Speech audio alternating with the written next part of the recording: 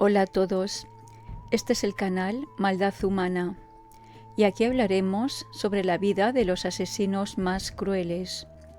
Hoy narraré la historia de Francisco García Escalero, el mendigo asesino, el matamendigos. Empezamos. Los indigentes desaparecían uno tras otro sin que nadie les echara en falta. Escalero atacaba siempre por la espalda después de haber ingerido una mezcla de pastillas y alcohol. Una fuerza interior le impulsaba a matar. Fue detenido tras confesar su último crimen. Las voces siguen, se ríen de mí, me dicen que quieren sangre. Esto era parte del incoherente relato de Francisco García Escalero, de 39 años, el mayor criminal en serie de la historia de Madrid, cuando finalmente se entregó tras el asesinato de su última víctima, la única que no se dedicaba a la mendicidad.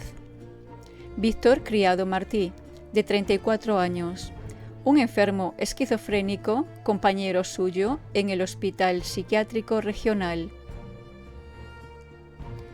Escalero se había escapado del psiquiátrico en pijama con su compañero. Le llevó a beber y a tomar pastillas. Era el 19 de septiembre de 1993. De repente, sintió por dentro la fuerza interior que le impulsaba a matar y le golpeó a traición con una piedra. Quemó su cadáver con periódicos. Era su víctima número 11, según pudo acreditar el fiscal, pero la número 15, según la propia cuenta del loco asesino. La mayoría eran indigentes, marginados sociales, mendigos. Tal vez por eso nadie les echaba en falta. Probablemente, si las voces interiores no le hubieran impulsado a quitarse la vida, jamás le habrían descubierto. Llevaba más de 5 años cometiendo asesinatos con toda impunidad. Pero esta vez las voces le empujaron a suicidarse. Por obedecerles, se arrojó delante de un coche en la carretera de Colmenar. Tuvo suerte, solo se fracturó una pierna. Fue ingresado en el Hospital Ramón y Cajal. Allí, como había hecho otras veces sin que le prestaran atención o le creyeran, confesó su crimen a las enfermeras que le atendían y suplicó que le detuvieran porque no quería seguir matando. Entonces sí lo escucharon. A partir de ese momento, todo fue tirar del hilo para que aparecieran los restos de los asesinados desperdigados por todo Madrid. Las muertes se habían sucedido sin que pudieran achacárselas. Algunas de ellas las cometió en la trasera del convento de Santa Gema Galgani, junto a Arturo Soria, donde se refugiaba frecuentemente para dormir. Después arrojaba los cuerpos allí mismo, al pozo de la Cuesta de los Sagrados Corazones. En sus profundidades se perdieron no menos de 3 cadáveres. Pero los sembraba por toda la ciudad. Sus lugares preferidos, además del mencionado, eran los descampados y los alrededores del cementerio de la Almudena.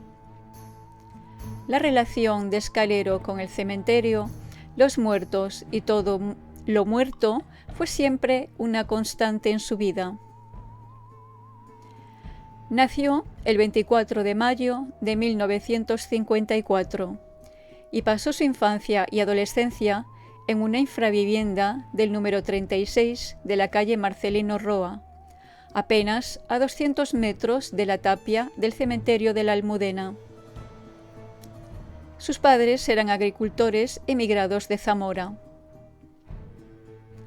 En la capital tuvieron que hacerse a otras ocupaciones. El padre se colocó de albañil y la madre de limpiadora. La formación del pequeño Escalero fue muy deficiente. Era un niño melancólico, arrebatado por un gusto enfermizo por pasear entre las tumbas, preferiblemente de noche y solo. Con frecuencia sufría impulsos suicidas y sin saber por qué, se ponía delante de los coches para poner punto y final a su triste existencia. Su extraño comportamiento le costó grandes disgustos con su padre, que le propinaba brutales palizas. A los 14 años se marchó de casa y empezó a beber no menos de 1 litro de vino diario. Lo recuerda como una época en la que tenía ideas raras. Siempre llevaba un cuchillo. Sus principales aficiones eran explorar casas abandonadas y masturbarse espiando a mujeres y parejas por las ventanas. Para subsistir, se dedicaba a cometer pequeños robos. La sustracción de una motocicleta provoca su primera detención grave. Es ingresado en un reformatorio del que sale en 1973, convertido en un delincuente. Al poco de poner el pie en la calle, ataca y viola a una mujer, en presencia de su novio, precisamente en el cementerio de la Almudena. Es el marco recurrente de todos sus delirios. Pero aquella fechoría le llevará a la cárcel durante los siguientes 11 años, definitivos en su existencia. Es un preso más que no destaca por su comportamiento. Se cubre la piel con tatuajes, entre los que pone especial énfasis en uno que se hace en el brazo derecho. Representa una tumba azul con una leyenda que resume su experiencia de la vida. Naciste para sufrir.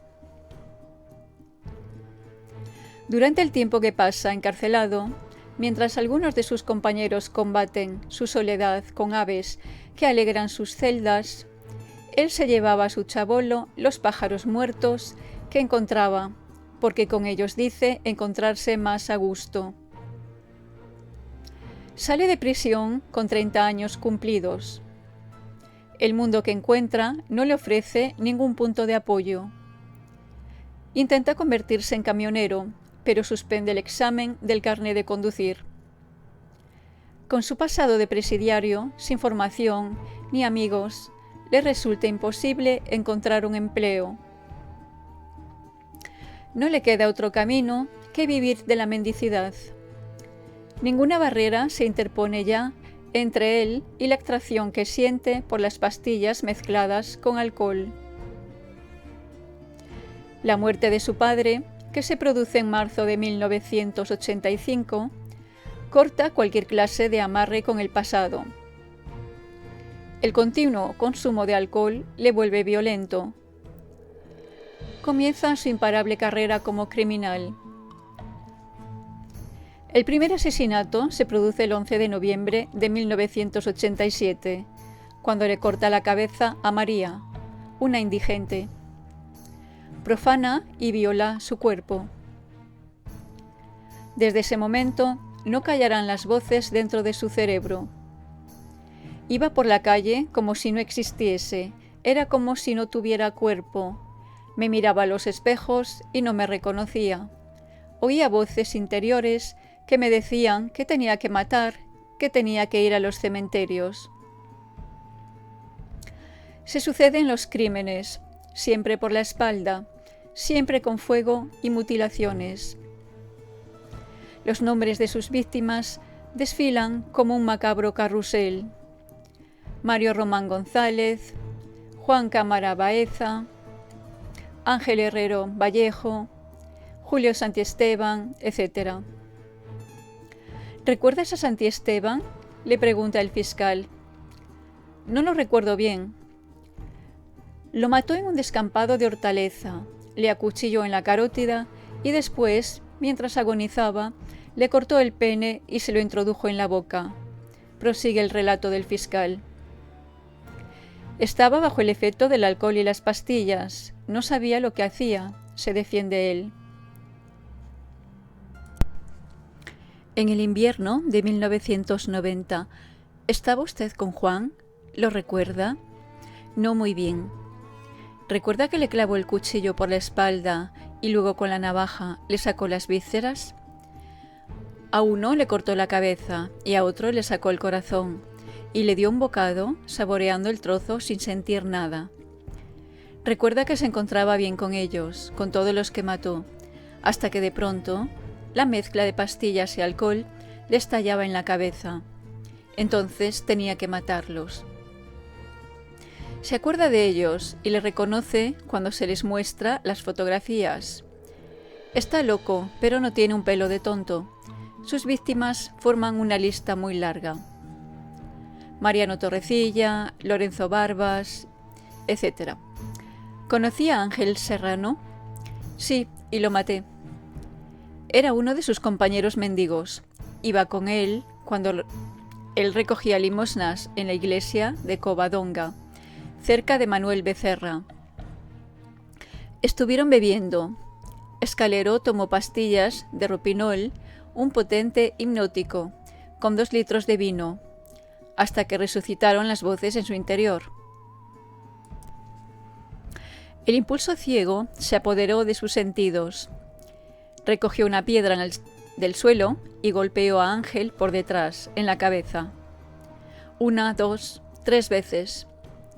Le estalló el cráneo, salía mucha sangre, se cayó al suelo. Como siempre también, porque Escalero aplicaba la misma técnica, le iba bien, ¿para qué la iba a cambiar? Arrimó al cadáver papeles de periódicos viejos y mantas. Le prendió fuego. Borraba a la vez las huellas y su conciencia. Con frecuencia, solía cortar las yemas de los dedos con un cuchillo. Fue en un lugar conocido, como otras veces, próximo a la iglesia de Santa Gema, en el solar de Arturo Soria, en dirección a la Plaza Castilla, junto al pozo. Cuando lo recuerda, se acentúa el estrabismo de su ojo derecho.